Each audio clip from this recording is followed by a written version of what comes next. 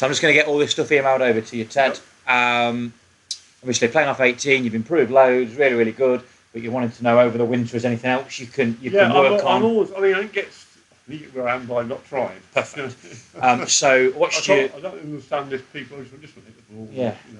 So eyeballed you hitting a few balls, and it was just apparent to me that your footwork wasn't quite right.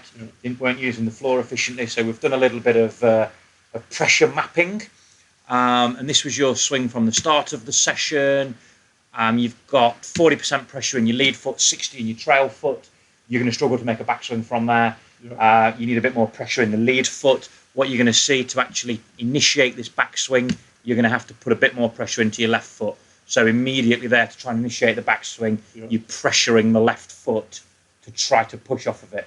So in the new and improved version, we've got you a little bit more lead side biased, Then as you swing back, you don't really make any kind of pressure trace, any kind of shift over to the right. We've obviously discussed the difference in centre of pressure, centre of mass. Obviously, we don't want you slinging your centre of mass around and moving your weight around. We're trying to get you to pressure the floor in an appropriate way. The deepest you get is 63%. Yeah, I can't believe that. And you see that leg straightens a little bit.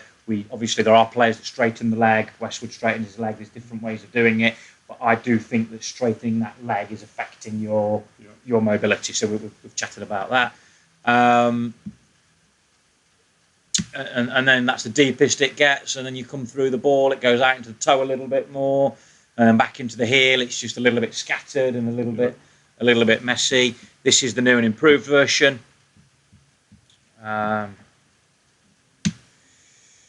Let's get this over here. Excuse the coffee, Ted.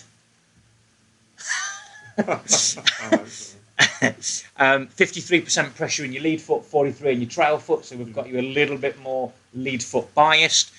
You still shift a little bit more into that lead foot. Look, you've gone from 53, pushing off into that, so 57. Now you can make a backswing. You can obviously already you've already said you can read the graph now. Look how much more linear. Look how much more linear that is. So you're really working to this trail foot now, 90%, 93% in the trail foot. You notice that it doesn't look like you're slinging your physical mass around too much, which is really important. We're going to use the word keep a steady head rather than a dead still head like you've got a pole running through you. You get that pressure over there quite early as well.